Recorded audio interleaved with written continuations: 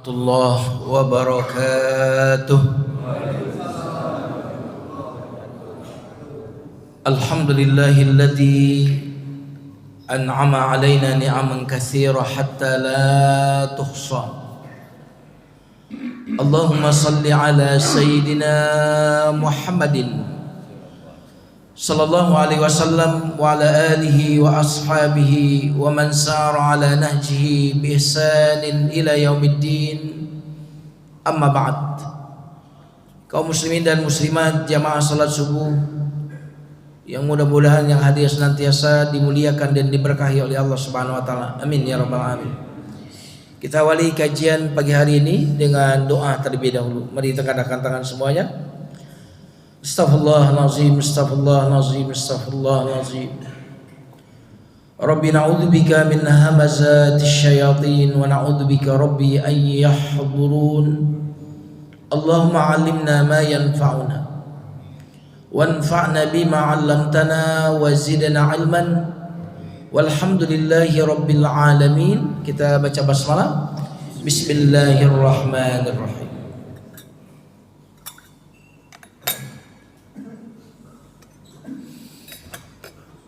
Kajian kita masih di tema besar tentang serial kunci-kunci kebahagiaan menurut Islam. Pada pertemuan yang lalu kita sudah membahas tentang bahagia dengan mengingat surga. Kita analogikan pada pertemuan yang lalu, perjalanan kita ini seperti kita sedang naik kapal perahu.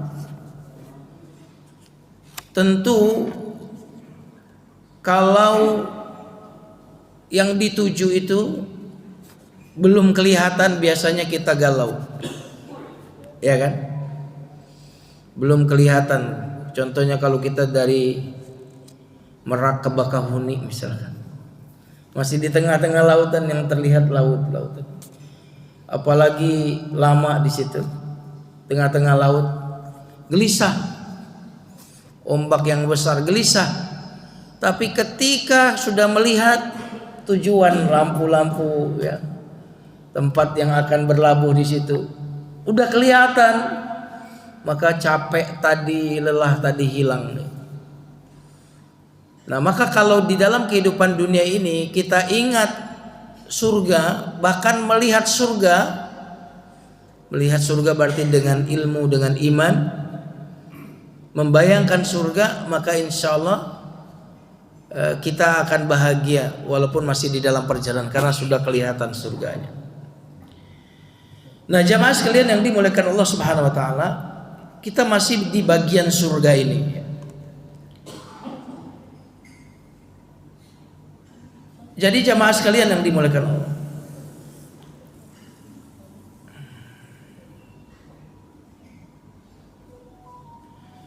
hidup kita ini 60 tahun, mungkin 70 tahun, sangat pendek. Maka ketika kita mengingat surga, sabarlah dengan 60 tahun yang pendek ini. Sabarlah dengan masalahmu di dalam 60 tahun, 70 tahun. Itu usia yang pendek. Karena dengan kesabaranmu engkau akan mendapatkan surga. Makanya di dalam banyak hadis, Nabi menjadikan surga sebagai solusi bagi seluruh masalah. Nanti kita akan ambil contoh-contohnya. Jadi ternyata surga itu bukan sesuatu yang melenakan. Jadi ingat, surga itu seperti sesuatu yang mukhdir. Apa sih mukhdir itu? Hah? Kayak orang morfin gitu. Jadi orang nggak sadar. Bukan. Tapi surga itu adalah untuk perbaikan kehidupan kita. Surga itu menyelesaikan seluruh masalah-masalah dalam kehidupan kita di dunia ini. Mari kita lihat contoh-contoh bagaimana Nabi menyelesaikan masalah kehidupan ini menggunakan surga itu. Jamaah sekalian yang dimuliakan Allah, ketika Nabi menyuruh anak-anak untuk kemudian berbakti kepada kedua orang tuanya. Jadi kita mungkin punya anak yang kurang berbakti, bagaimana solusinya? Bagaimana membuat anak-anak yang durhaka itu menjadi berbakti? Maka Nabi menyelesaikan, memberikan solusinya dengan mengingatkan surga. Jamaah sekalian, waktu Nabi Isra dan Mi'raj, Isra Mi'raj itu kan terjadi di tahun kesedihan. Setelah 3 tahun diembargo, 3 tahun diembargo, setelah sahabat-sahabat kemudian ada yang dibunuh, bahkan ada yang hijrah ke Habasyah. Setelah tahun kesedihan, meninggal pamannya, meninggal istri tersayangnya.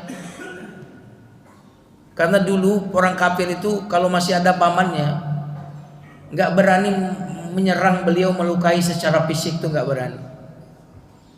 Tapi setelah meninggal 2 orang yang menjadi pelindung beliau, pamannya Abu Thalib, Khadijah penghiburnya di dalam rumahnya, maka saat itulah Nabi tidak bisa berdakwah lagi di Mekah, akhirnya pergi ke Taif.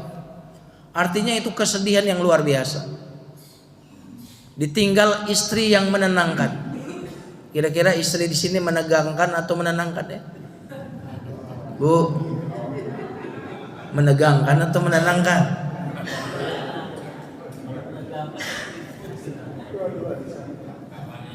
Ya. Khadijah itu luar biasa. Makanya setelah Khadijah meninggal, beliau menikah dengan Aisyah. Ingat-ingat terus Khadijah. Aisyah cemburu. Orang perempuan tua kau ingat-ingat terus, kata Aisyah radhiyallahu anha. Udah tua, udah mati pula masih diingat-ingat. Sungguh Allah telah menggantikan dengan yang lebih baik, maksudnya dirinya. Apa kata Rasulullah? Tak pernah Allah menggantikan Khadijah dengan yang lain. Dia beriman kepadaku saat semua orang kafir kepadaku. Dia membenarkanku saat semua orang mendustakanku. Dia membela aku dengan hartanya. Bahkan dia memberikan kepadaku anak-anak. Subhanallah. Jadi yang diingat Khadijah. Bahkan di fase Mekah, ketika Mekah itu dikuasai, Fathu Mekah namanya, yang tadi Nabi diusir kemudian kembali ke Mekah, orang-orang meminta Nabi untuk tinggal di rumahnya di Mekah, karena rumah Nabi sudah waktu itu direbut, diambil oleh orang-orang kafir, nggak punya rumah. Orang-orang yang masih punya rumah, ya Rasulullah, di rumahku saja. Tapi lihat apa kata Nabi di saat dimana beliau mendapatkan kemenangan yang luar biasa. Beliau bilang begini, tidak, tapi bangunkanlah untukku tenda di atas kuburan Khadijah. Kalau kita udah lupa kawin lagi kita kalau udah begitu ya. Nabi diingat apa? Tidak, sahabatku, bangunkanlah untukku tenda di atas kuburan Khadijah. Seolah-olah Nabi ingin mengatakan, ini bisa menguasai Mekah, Madinah, ini dia, ini jasanya. Subhanallah. Nah, karena itulah Allah ingin menghibur Rasulullah, maka beliau di Isra Mi'rajkan. Ini seperti traveling, seperti healing kalau kita. Tapi healingnya Nabi luar biasa. Untuk kemudian mengobati luka, mengobati perasaan terluka, sedih. Salah satu yang beliau alami di Mi'raj adalah melihat surga. Melihat apa? Melihat surga. Kenapa melihat surga itu jadi obat bagi kesedihan itu? Makanya kalau kita didik anak, enggak ngelihat surga dalam mendidik anak, berat didik anak, betul ya? Tapi kalau kita lihat, wah ini didik anak saya, ini jalan surga saya. Suami sayang sama istri atau istri hormat sama suami, bagaimana caranya? Lihatlah mereka itu dengan kacamata surga. Maka Nabi bersabda kepada para istri, unzuri nafsaki minhu fa innahu jannatuki wa naruki. Lihat sikapmu kepada suamimu, karena sesungguhnya suamimu itu surgamu atau nerakamu. Jadi Nabi menggunakan surga sebagai solusi. Kalau istri kita bermasalah, bagaimana kita bisa sabar? Ingat surga. Suami kita bermasalah, bagaimana caranya istri sabar? Ini surga saya. Nah, jamaah sekalian yang dimuliakan Allah, Nabi bersabda tentang birrul walidain, berbakti kepada kedua orang tua. Raghima anfu abdin adraka ahada abawahi ahaduhuma au kilahuma thumma lam yudkhilahu al-jannah. Celaka, kata Nabi, seseorang yang masih punya kedua orang tua atau punya salah satunya, kemudian orang ini enggak masuk surga gara-gara orang tuanya. Orang punya kedua orang tua berarti pintu surga sedang terbuka. Kalau punya dua-duanya, dua pintu surga sedang terbuka. Kalau sudah meninggal satunya, berarti satu pintu terbuka. Kalau sudah meninggal dua-duanya, dua pintu surga tertutup. Berarti ketika kita melihat orang tua kita, oh ini surga saya. Banyak orang tuanya sudah lumpuh, ya, sudah pikun, sudah nggak bisa ngapa-ngapain, sudah di kasur saja tuh. Makan minum di kasur, buang kotoran di kasur. Bagaimana anak kok bisa berbakti kepada kedua orang tua ini? Karena sekarang zaman yang sudah mulai di Indonesia, budaya barat mau dibawa. Sudah banyak sekali panti-panti jompo di Indonesia. Dan itu bisnis yang menjanjikan. Wah, itu bisnis. Kemarin ngobrol dengan seseorang, Ustadz, itu hotel itu kan udah kurang laku, Ustadz. Saya lagi cari investor, Ustadz. Itu mau saya jadikan panti jompo. Ustadz kenal sama investor katanya. Karena udah pasarnya luar biasa itu.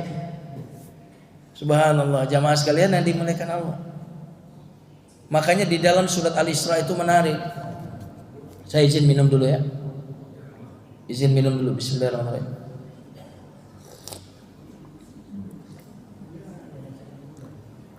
Alhamdulillah. Silakan minum, Pak. Enggak ada minumnya nih. Belum ya.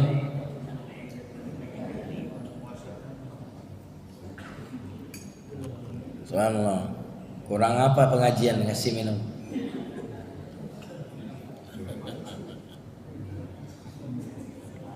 Jamaah sekalian yang dimuliakan Allah.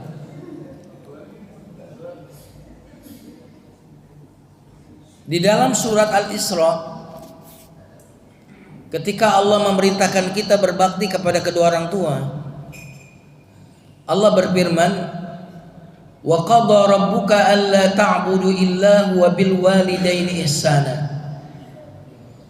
Allah telah memerintahkan untuk tidak menyembah kecuali hanya kepadanya, dan hendaklah berbakti kepada kedua orang tua. Lihat lanjutannya. Fa imma yablughanna 'indakal kibar. Itu biarin aja dia jalan, liatin saya aja. Apabila kedua orang tua atau salah seorang di antaranya sudah sampai usia sepuh, indaka di dekatmu. Jadi ayat itu ingin mengatakan kedua orang tua kalau sudah sepuh, indaka di sisimu.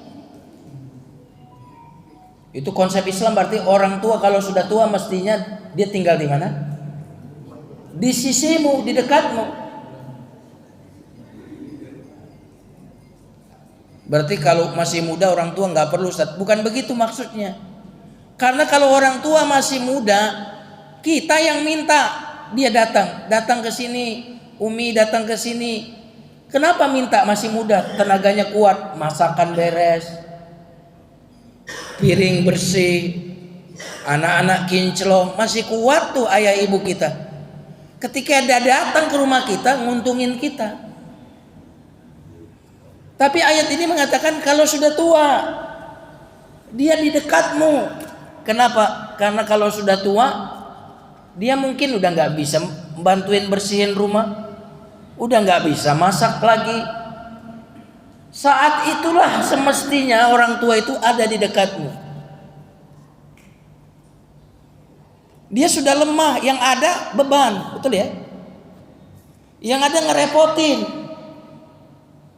Maka agama mengatakan kalau salah satu atau keduanya sudah di usia tua, indaka di dekatmu. Kalau masih muda nggak perlu ada ayatnya, kita sendiri yang ngajak dia ke rumah. Kenapa? Nungguin anak kita. Orang tua bukannya ringan beban, semakin tua malah ditambahin beban sama anaknya. Ya. Walaupun sebagai orang tua yang baik, kita senang kan sama cucu ya. Tapi mestinya anak-anak yang baik tidak demikian kepada orang tuanya. Nah, gimana orang tua yang sudah lumpuh sakit-sakitan bisa kita urus? Kita sabar mengurusnya, bahagia ketika mengurusnya. Ingat surga. Nabi bahkan bersabda, al jannatu tahta. Masa nggak ingat hadis itu? Al jannatu tahta. Ini kalau nggak salah SD ini sering gitu. Surga itu di bawah. Nah, itu tahu.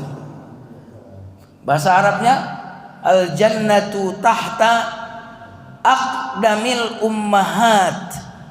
Surga di bawah telapak kaki ibumu. Itu artinya apa? Artinya lihatlah baktimu kepada kedua orang tuamu sebagai surgamu. Lelahmu untuk mengurus kedua orang tuamu, surgamu. Sakitnya, lumpuhnya kedua orang tuamu sehingga kau harus repot ngurusnya, mandiin, bersihin. Surga.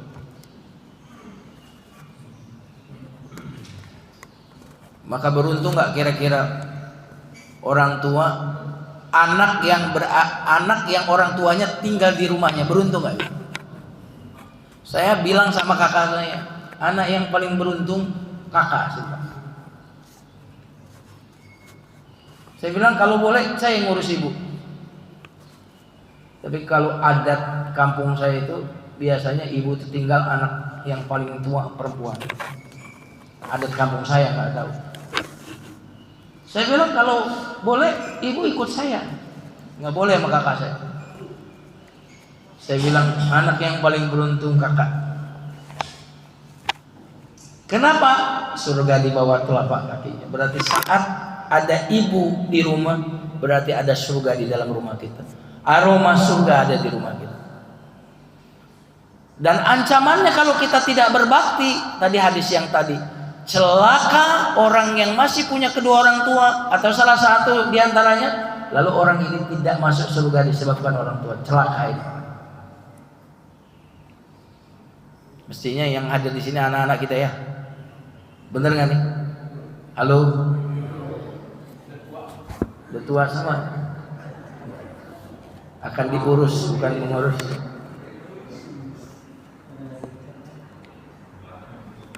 Jadi nggak ada yang viral tuh anak kemudian jahat kepada orang tua, anak membuang ke panti jompo, itu kan viral.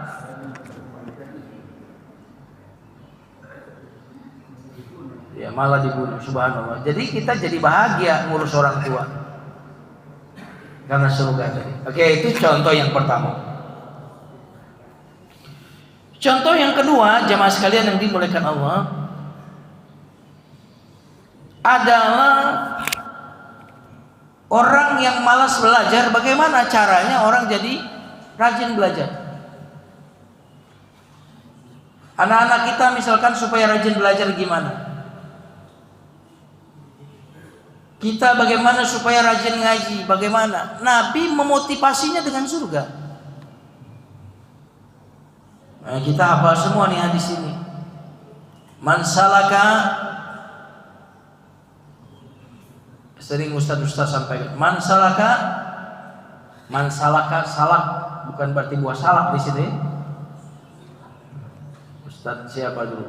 Ustaz ternyata dalam hadis ada buah salak nih. Apa tuh? Man salaka salak. Man salaka, siapa yang menempuh Salak di situ menempuh, bukan buah salak. Man salaka tariqan yaltamisu fihi ilman sahalallahu lahu tariqan ilal jannah. Siapa yang menempuh jalan menuntut ilmu, siapa yang menempuh jalan untuk menuntut ilmu, maka Allah akan mudahkan jalannya untuk masuk ke dalam surga.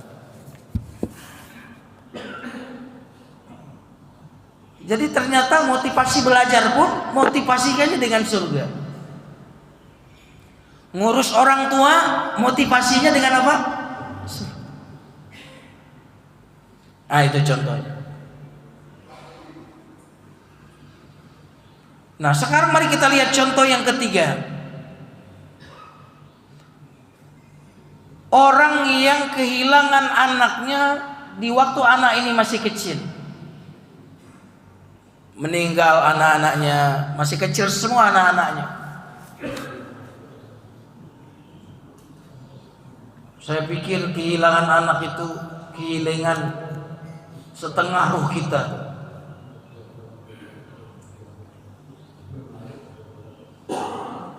Bagaimana bisa orang tua sabar kehilangan anak? Apalagi anak ini masih kecil. Lihat bagaimana Masyitah tukang sisir Firaun. Anaknya semuanya direbus pakai minyak yang mendidih. Makanya Nabi waktu Mi'raj mencium aroma wangi. Tanya kepada malaikat Jibril, ini wangi banget, aroma siapa? Oh, ini aromanya Masyitah dan keluarganya. Aroma istiqomah dan keteguhan di dalam agama tercium di langit. Satu-satu tuh anaknya Masyitah. Hingga sampai kepada anaknya yang masih kecil. Masyitah hampir saja dia mundur. Tapi tiba-tiba anaknya kemudian berbicara. Wahai ibu, sabarlah. Sungguh engkau dalam keadaan benar. Sehingga di antara bayi yang bisa bicara di masa kecil selain Nabi Isa adalah anaknya Masyitah. Kenapa bisa sabar? Kehilangan anak, jawabannya surga. Dalam hadis disebutkan, ketika malaikat maut mencabut nyawa anak yang masih kecil, Allah tanya, aqabattum samrata fuadi ay kama qala, apakah engkau telah mencabut buah hati anak hambaku? Allah nyebut buah. Jadi anak itu Allah sebut buah. Wala nabluwannakum bisyai'in minal khaufi wal ju'i wa naqsin minal amwali wal anfusi was samarat. Diuji dengan berkurangnya samarat. Dalam sebagian tafsir, samarat buah itu adalah anak. Bisa diartikan buah apa adanya, ya tafsir itu multi. Bisa diartikan meninggalnya anak ujian. Allah tanya kepada malaikat maut, apakah kalian mencabut buah hati anak hambaku? Iya, kata malaikat maut. Lalu Allah tanya lagi, apa yang dikatakan hambaku itu ketika anaknya kau cabut? Hamidaka wastarja'aka.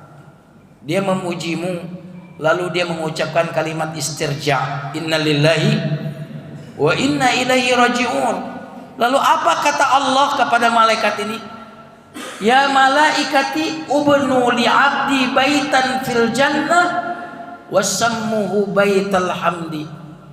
Wahai malaikat, bangun untuk hambaku tadi rumah di surga, dan namakanlah rumah di surga itu dengan rumah pujian.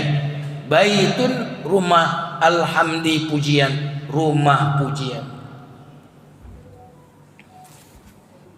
Coba saya mau tanya, kira-kira ya, saudara kita di Aceh, di Padang, di mana lagi? Medan, Bandung, Tegal.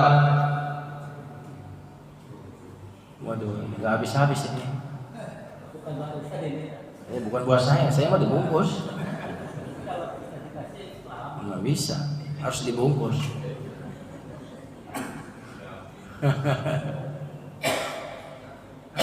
Ayo lewat dulu. Konsentrasi lah.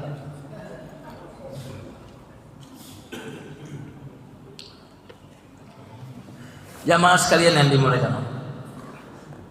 Coba bayangkan saudara kita di Aceh, di Padang, di Medan itu kehilangan semua-muanya. Kehilangan harta yang sekian tahun dikumpulkan. Mungkin kehilangan anak, kehilangan istri, kehilangan suami. Saya nggak bisa bayangin kehilangan seperti itu. Apa yang bisa membuat mereka sabar? Cuma satu, saya bilang. Kalau mereka mengharapkan surga disebabkan musibah itu.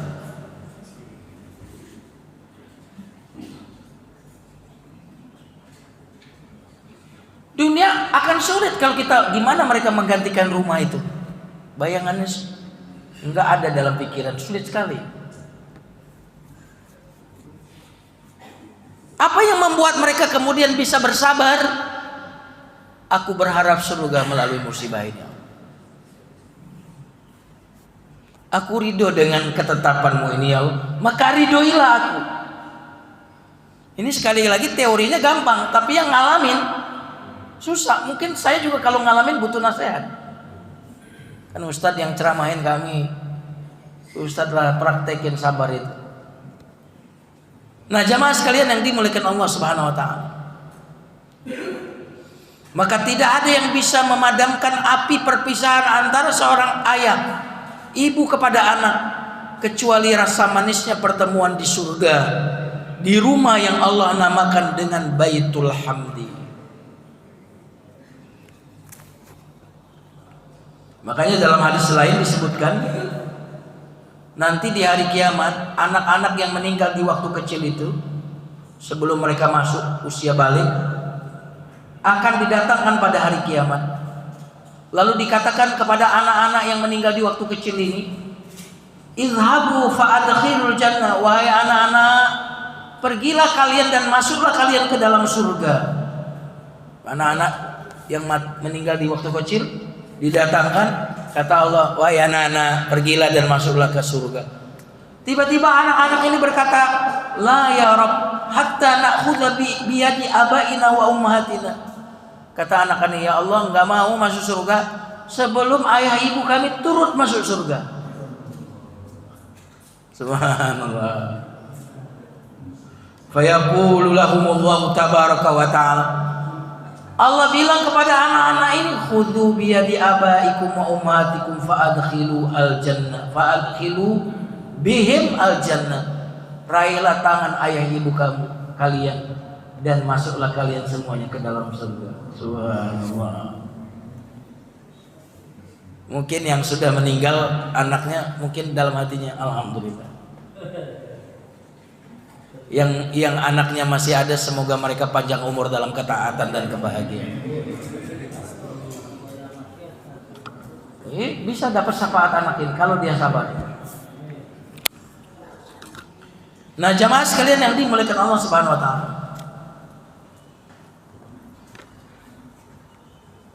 mari kita lihat motivasi Nabi lagi menyelesaikan ujian itu dengan surga.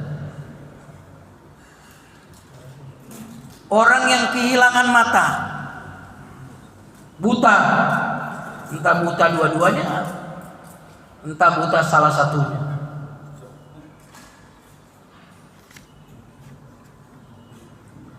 Waktu saya ke Malang, saya lihat di depan masjid itu ada pijat tunanetra. Habis nyetir dari Jakarta ke Malang, pegel. Pulang dari masjid, di depannya mampir. Namanya Pak Tri. Waktu dia mijit saya nanya, Pak, bagaimana rasanya Bapak ini? Buta ini. Bapak buta bagaimana rasanya? Sakit hati enggak? Enggak Pak. Yang sakit hati itu teman saya yang tadinya bisa melihat lalu buta. Kalau saya emang dari lahir buta, jadi nggak masalah. Jadi saya nggak bisa membedakan orang yang bisa melihat, nggak bisa melihat tuh saya nggak bisa bedain. Subhanallah. Dia bilang gitu ya. Karena saya memang belum pernah bisa melihat, jadi nggak ada pembanding. Bagaimana orang bisa melihat dengan tidak bisa melihat. Tapi teman saya itu pernah sebelumnya bisa melihat lalu buta, itu betul-betul Ustaz terpukul ya. Tapi saya mah enggak. Saya buta biasa saja karena saya tidak bisa membedakan melihat dan tidak melihat karena saya belum pernah melihat. Subhanallah. Lalu dia cerita, waduh kalau lihat cerita-cerita, dia bilang bagaimana kemaksiatan saat sekarang Ustaz. Alhamdulillah saya nggak diizinkan Allah melihat maksiat-maksiat itu, kata dia gitu. Subhanallah. Jadi lihat bagaimana dia bisa bersabar karena tidak melihat maksiat itu dengan mata saya. Apa kata Nabi bagi orang yang kehilangan kedua matanya atau anggota tubuhnya yang lain? Kata Nabi sallallahu alaihi wasallam, "Idza batulitu 'abdi bihabibatayhi fasabara 'awatuhu minhuma al-jannah." Kata Nabi sallallahu alaihi wasallam, siapa yang aku uji dengan kedua matanya, ku ambil kedua matanya, fasabara, lalu dia sabar, awwatuhu al-jannah, aku gantikan kedua mata yang hilang tadi dengan surga.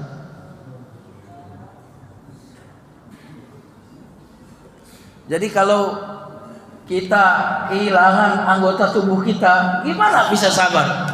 Ya Allah, aku berharap surga ini.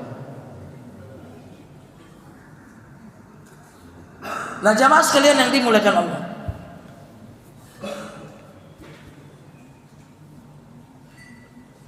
makanya saya bilang orang kalau nggak beriman,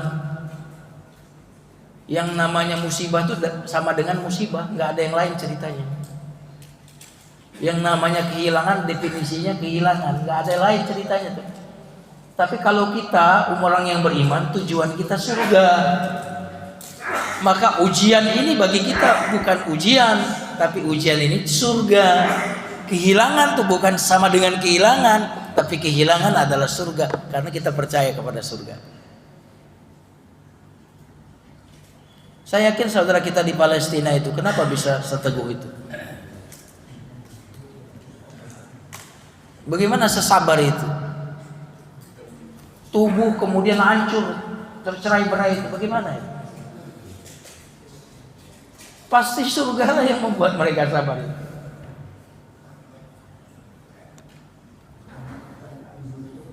Nah jamaah sekalian yang dimuliakan Allah, bagaimana kita bisa bangun masjid seindah ini? Motivasinya surga.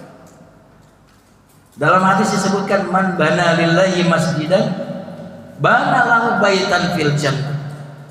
Siapa yang membangun masjid karena Allah, maka Allah bangunkan untuknya rumah di surga. Jadi siapapun yang punya kontribusi terhadap bangunan masjid ini, insya Allah dia dapat rumah di surga kelak. Saya kemarin diundang Palembang di tempat karet dan sawit. Masjidnya Pak udah semega masjid-masjid di Jakarta, dan ternyata nggak ada bantuan pemerintah. Jadi mereka cukup di mikrofon begini pengumuman gitu loh. Pengumuman kita butuh AC gitu. Sorenya udah selesai tuh uang AC itu. Jadi mereka setiap kilo, hitungan sawit itu kilo ya.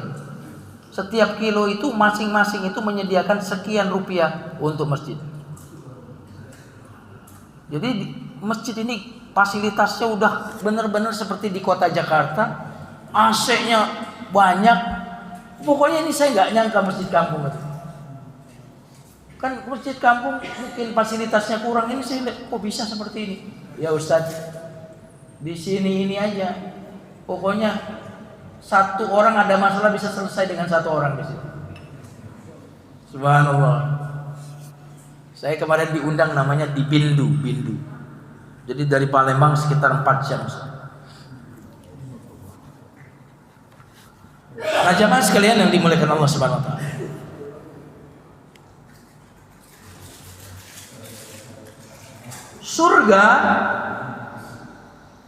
Surga itu juga membuat kita hilang rasa dendam kepada orang lain. Jadi kalau kita dizolimi, bagaimana kita bisa sabar? Jawabannya nanti saya tagih di surga.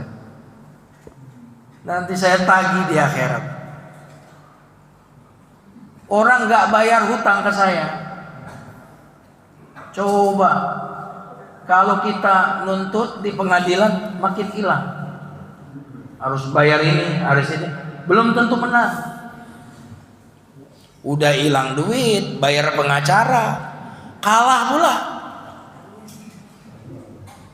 Apa yang bisa membuat kita tegar dengan kehilangan uang itu? Surga. Nanti saya minta pahalanya pindahin ke saya. Nggak punya pahala, kalau gitu dosa saya aja saya pindahin ke dia. Ada nggak yang zalimin bapak-bapak ada? Ingat surga aja udah. Ditagih nggak akan, kalau orang emang udah niat nggak mau bayar, lari terus dia.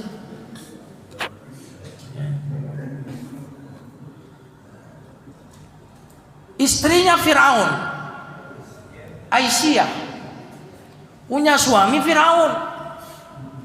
Nah, suami ibu-ibu insya Allah nggak kayak Firaun kan? Soleh insya Allah. Ini punya suami Firaun kok bisa seteguh itu ya? Bisa sesabar itu. Ternyata di dalam surat At-Tahrim dia doa begini, Rabbi bani li 'indaka baitan fil jannah. Surat At-Tahrim. Ya Allah, bangunkanlah untukku di dekatmu rumah di surga. Bangunkanlah untukku di dekatmu dulu baru rumah. Di dekatmu rumah, bukan rumah di dekatmu, tapi yang paling di dekatmu dulu. Berarti tetangga lebih penting daripada rumah. Makanya dia menyebut, bangunkanlah untukku di dekatmu, bertetangga denganmu, rumah di surga. Artinya apa? Yang membuat dia teguh bersuamikan Firaun sekali lagi adalah dia mengingat surga. Jadi rumah tangga yang kokoh adalah rumah tangga yang berorientasi surga. Kalau rumah tangga cuma ganteng, kaya, nggak akan kokoh itu. Sudah dibuktikan itu, orang-orang yang banyak duitnya hancur rumah tangganya. Sudah dibuktikan orang-orang yang pasangannya cantik dan ganteng malah sukanya sama ani-ani. Benar apa benar? Kadang-kadang kita heran ya. Ini bininya lebih cantik, lebih berpendidikan. Ya Allah. Kalau nggak berorientasi surga udah bubar rumah tangga itu. Cuma kalau kenikmatan duniawinya paling sebulan, 2 bulan. Habis itu ya udah biasa aja. Nggak ada deg-degan lagi ketemu istri kan. Kalau dulu napas mau sempit, gitu kan, gitu ketemu istri dulu. Sekarang biasa aja. Nah kalau nggak orientasi surga, selesailah rumah tangga kita. Nah jamaah sekalian yang dimuliakan Allah Subhanahu Wa Taala, menengok orang sakit pun Nabi motivasinya dengan surga. Kata Nabi, Aidul marid fi makhraqatil jannah hatta yansarif. Orang yang menengok orang sakit, dia berada di bawah pohon rimbun di surga sampai dia pulang. Surga lagi. Sayang kepada hewan, sayang kepada hewan. Itu pun juga Nabi memotivasinya dengan surga. Seseorang masuk surga karena memberikan minum kepada anjing yang sedang kehausan. Nah jamaah sekalian yang dimuliakan Allah Subhanahu Wa Taala, bahkan dalam jihad dalam jihad yang bisa mengobarkan semangat jihad, itu surga. Nabi SAW pernah bersabda, siapa yang mati dalam medan tempur perang Badar ini, maka wajib baginya surga. Seorang sahabat bernama Umair bin Hamam berkata, ya Rasulullah, jannatun arduha samawati wal ardh, maksudnya surga yang luasnya lebih luas dari langit dan bumi ya Rasulullah. Kala Nabi SAW, naam, iya. Lalu laki-laki ini berkata, bakhil ya Rasulullah. Lalu Nabi tanya, apa yang membuat engkau mengatakan bakhil? Kata laki-laki ini, ya Rasulullah, aku mengatakan itu, aku berharap aku termasuk penghuni surga itu. Lalu Nabi bersabda, engkau termasuk penghuni surga itu. Lalu dia mengeluarkan beberapa butir korma. Lalu dia makan. Lalu dia mengatakan, ini kayaknya kalau masuk surga harus ngabisin korma ini, terlalu lama. Sudah berkecamuk peperangan. Kalau saya harus ngabisin beberapa korban ini, kelamaan masuk surganya. Maka jamaah sekalian, dia buang kormanya ini, lalu dia maju ke medan tempur, lalu dia gugur di dalam pertempuran itu. Subhanallah. Dan dia adalah syahid pertama dalam perang Badar, itu adalah dia. Berarti orang ini mencintai kematian sebagaimana orang mencintai kehidupan. Jadi jihad itu karena surga. Kalau nggak ada surga, mana ada jihad? Mundur kita. Nah, jamaah sekalian yang dimuliakan Allah Subhanahu wa taala.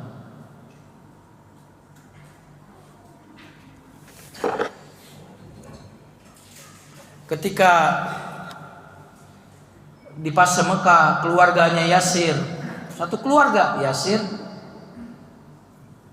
Ammar, Sumayyah disiksa, bahkan Sumayyah itu ditusuk dari kehormatannya, kemaluannya. Dan Nabi menyaksikan keluarga ini disiksa di depan Nabi, nggak bisa ngomong apa-apa, pas lemah di Mekah. Nabi cuma bilang begini, sabran ala Yasir, fa inna mau'idakum al jannah. Sabar keluarga Yasir, bagi kalian surga. Jadi surga itu bukan teori, memang surga itu solusi. Bagaimana kita bisa mengurus anak yatim? Nabi memotivasinya dengan surga. Ana wa kafilul yatim kahataini fil jannah. Aku dan orang yang mengurus anak yatim seperti ini di dalam surga. Surga lagi. Kalau kita nggak ngelihat surga ngurus anak yatim, itu yang ada kita merasa ngeluarin tabungan kita. Tapi aku dan yang mengurus anak yatim di surga nanti, kata Nabi. Subhanallah. Kita ambil lagi contoh-contoh yang sedikit lagi. Suhaib Ar-Rumi, dulunya dia perantau di Mekah, kayak kita perantau di Tangerang ini. Nggak punya apa-apa dia dulu merantau. Rumi, berarti mungkin dia dari Romawi. Lalu di Mekah dia berdagang menjadi kaya. Ketika ada perintah hijrah dari Mekah ke Madinah, dia pun hijrah membawa untanya dengan muatan kekayaannya. Di perbatasan dicegat oleh orang kafir. Lalu orang kafir ini bertanya, ila aina anta zahibun ya Suhaib, mau kemana engkau? Kata Suhaib, aku akan hijrah. Terus orang kafir bertanya, ini onta-onta yang berisi ini apa? Oh, ini 10 onta yang membawa kekayaan dan hartaku. Lalu kata orang kafir ini, dulu kau datang ke Mekah miskin, lalu sekarang kaya. Enggak akan kami izinkan kau hijrah kecuali engkau tinggalkan seluruh hartamu ini dan ontamu. Lalu dia mengatakan, kalau aku kasih seluruh ontaku ini dan isinya, apakah kalian membiarkanku hijrah? Kata mereka, iya. aku kali ini akan membiarkan kamu hijrah. Kemudian sampai ya termasuk pakaianmu yang dipakai itu harus kau tinggal juga. Itu dalam keadaan telanjang dada itu. Kaya, rela itu kemudian meninggalkan seluruh hartanya, yang penting dia hijrah. Sampai ketemu Nabi Shallallahu Alaihi Wasallam di Madinah. Apa kata Nabi? Ya, Rabihal bai ya Aba Yahya. Telah beruntunglah perdaganganmu. Antar rabih, engkau beruntung sekali, engkau beruntung. Nabi menyebut dia beruntung itu. Untungnya apa? Surga. Nah jamaah sekalian yang dimuliakan Allah, sebentar lagi.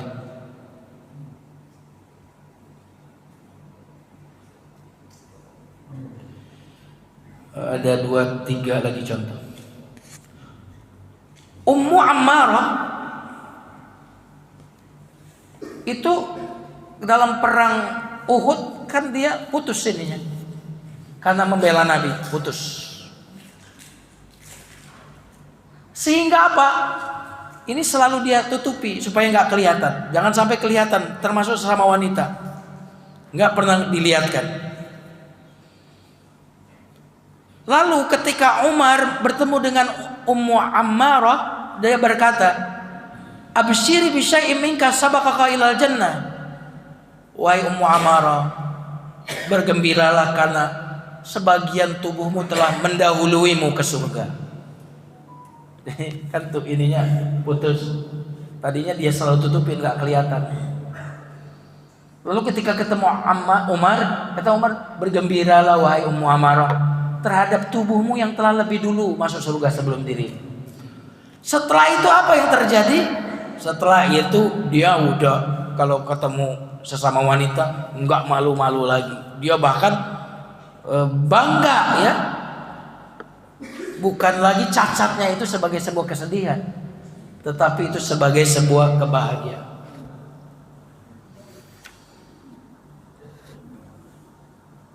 Amr bin Jamuh, seorang yang pincang.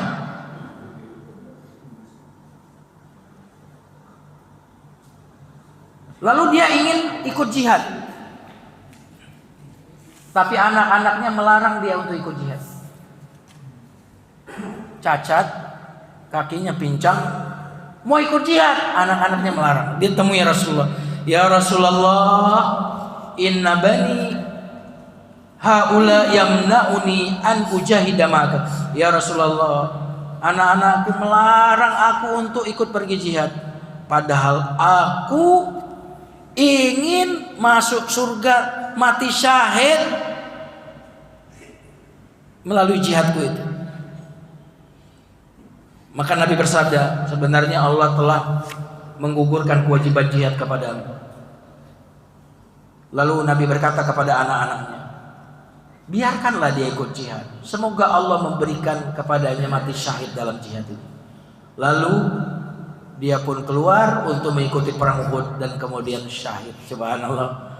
Jadi yang cacat sampai kalau kita untung saya cacat kan gitu, kalau enggak wajib ikut jihad kan gitu kan. Kalau ini justru cacatnya itu tidak menghalangi dia untuk ikut jihad. Terakhir jamaah sekalian, sahabat yang bernama Hiram bin Malhan, beliau diutus oleh Nabi untuk berdakwah ke satu tempat.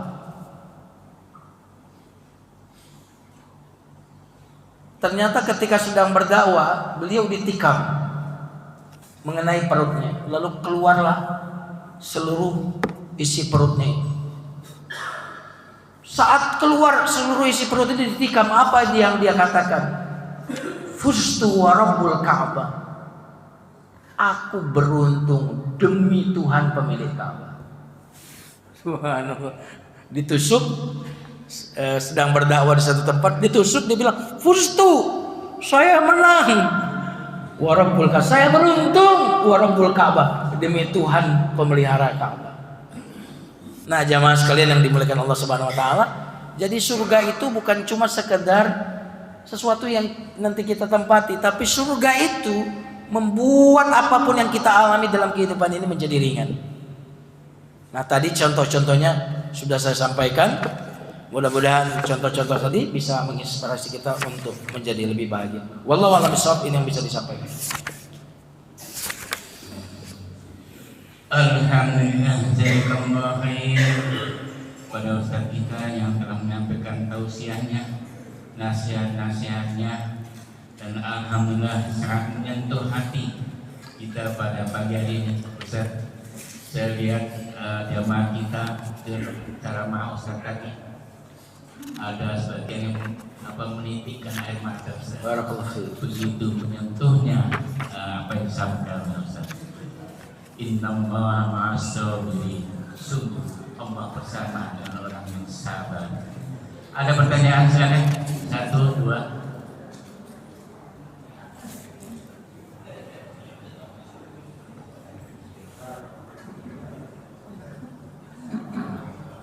Assalamualaikum warahmatullahi wabarakatuh. Waalaikumsalam warahmatullahi wabarakatuh. Cukup ada sepertinya cukup bagus. Cuman saya ingin menanyakan di luar yang disampaikan tadi yang berhubungan dengan situasi keadaan sekarang ini, di mana-mana ada musibah, hampir di seluruh benua, Pak, termasuk Afrika, Amerika, Eropa, Asia, Australia. Dan juga Allah mengingatkan lagi dalam Al-Quran juga diingatkan bahwa telah terjadi kerusakan di permukaan bumi oleh tangan-tangan manusia. Yang ingin saya tanyakan, Pak,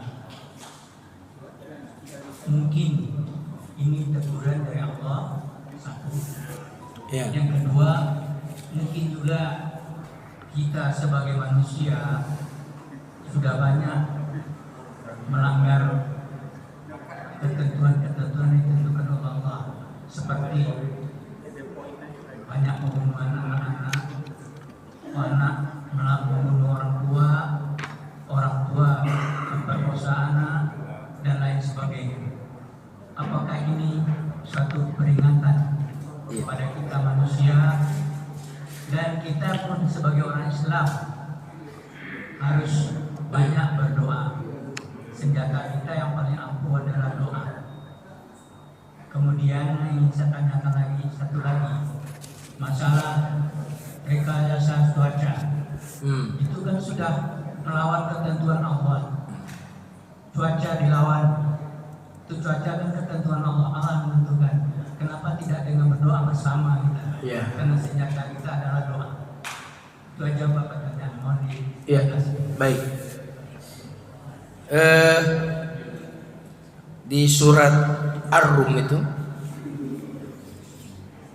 Zaharal fasadu, telah nampak kerusakan, fil barri wal bahr, di darat dan di laut, bima kasabat aidin nas, disebabkan ulah tangan manusia.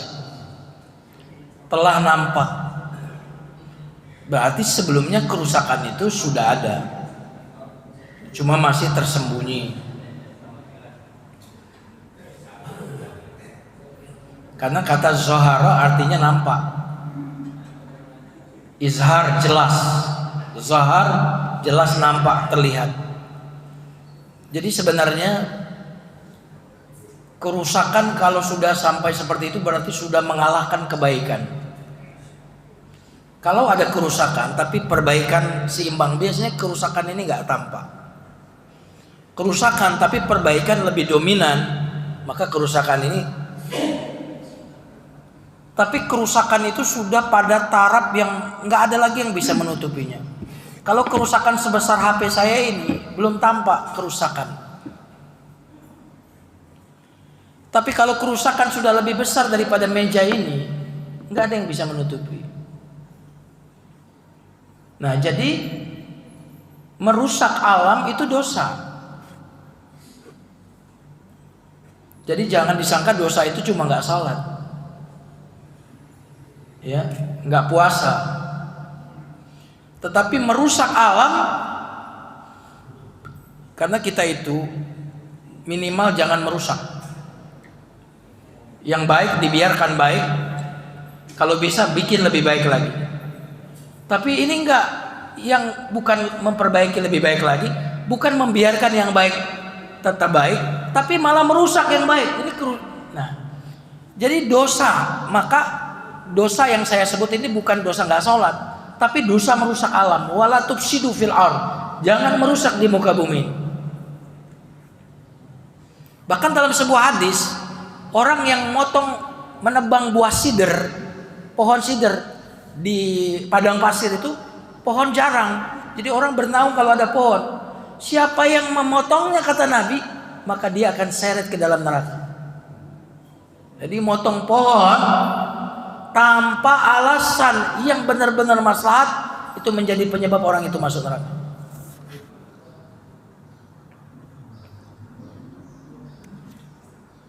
Nah, jadi itu dosa sebabnya. Yang saya sebut dosa merusak. Nah, karena kita ini berada di satu perahu, maka kalau ada satu orang yang melobangi perahu dan kita biarkan, yang tenggelam bukan cuma yang ngelobangin. Semua bumi ini satu perahu, mau Amerika kayak mau apa. Kerusakan di satu perahu ini mengakibatkan semuanya. Dan itu kata Allah, liyudhiqahum ba'dalladzi amilu, agar Allah merasakan kepada mereka sebagian akibat dari apa yang mereka lakukan. Jadi Allah sebenarnya sedang menyuruh Indonesia ini untuk berbenah.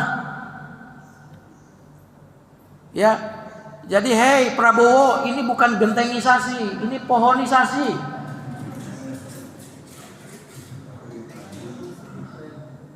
Belum ada satu statement kebijakan terkait dengan lingkungan sampai saat ini.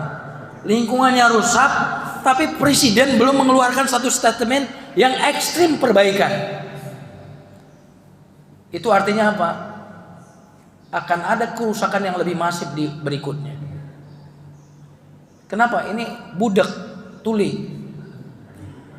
Nah, adapun saudara-saudara kita yang terkena dampaknya, mereka adalah korban kezaliman sebagian orang, dan mereka bisa menuntut itu di akhirat nanti. Makanya saya bilang mereka korban, karena itu mereka nggak bisa sabar kecuali ingat surga tadi saya katakan. Yang kedua, yang tadi pertanyaan yang kedua, rekayasa cuaca. Jadi melawan sunnatullah itu nggak akan menang. Yang ada bersahabat dengan alam, bukan melawan alam. Sunnatullah itu takdir. Takdir itu kekuasaan. Tak ada yang bisa menang melawan kekuasaan Allah. Yang ada kita bersahabat dengan kekuasaan Allah. Makanya ini berbagai macam bencana, salah satu sebabnya rekayasa cuaca itu loh. Jadi awan ini digiring ke suatu tempat, tapi ternyata jatuhnya nggak ke tempat itu, malah ke tempat yang kalau hujan jadi, iya.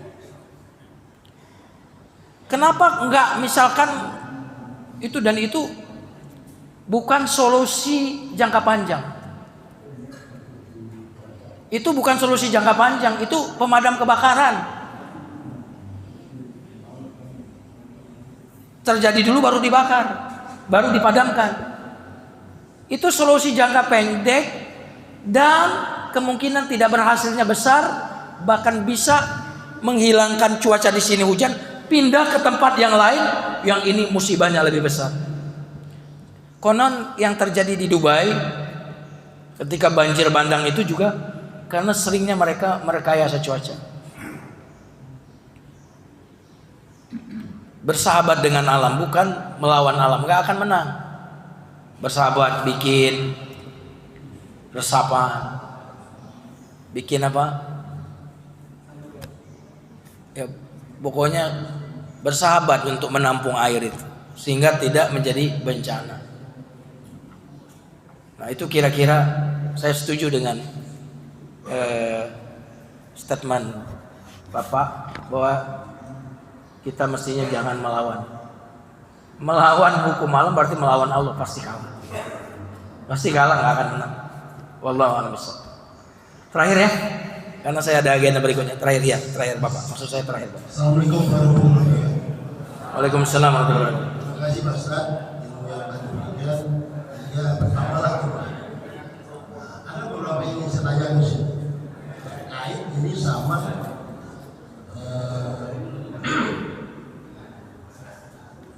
dalam puasa yang dipakai, Agak dekat Pak mic-nya ya. dalam puasa yang dipakai untuk orang yang beriman. Bukan muslimah. Itu yang pertama. Kemudian yang kedua itu terkait sama surga kan sama orang biasa. Semua kalau kita kembali ke surga amanlah surga. Namun untuk kita bisa sampai mengarah itu kira-kira ada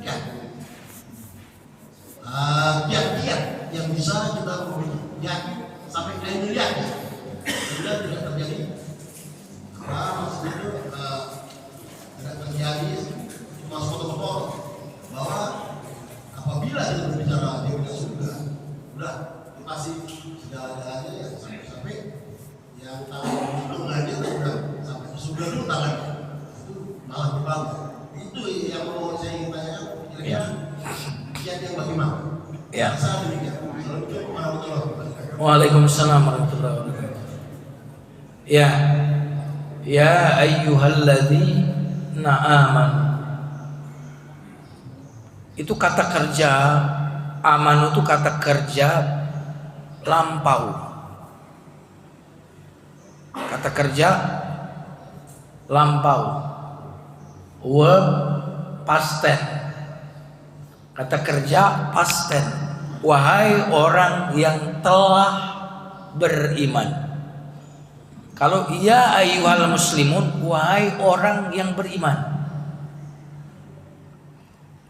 Enggak ada kata kerja, tidak menunjukkan waktu.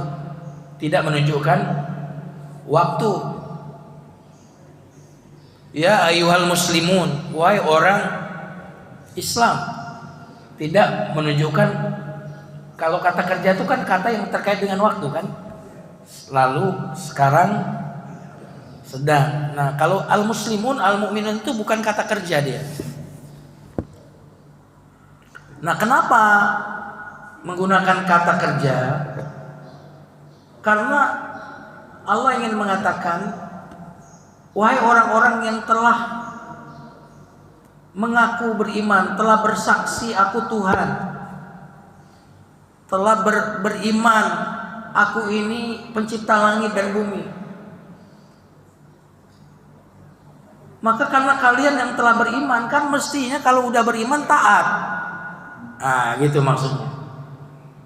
Kalian kan sudah syahadat dulu, sudah mengakui keimanan dulu.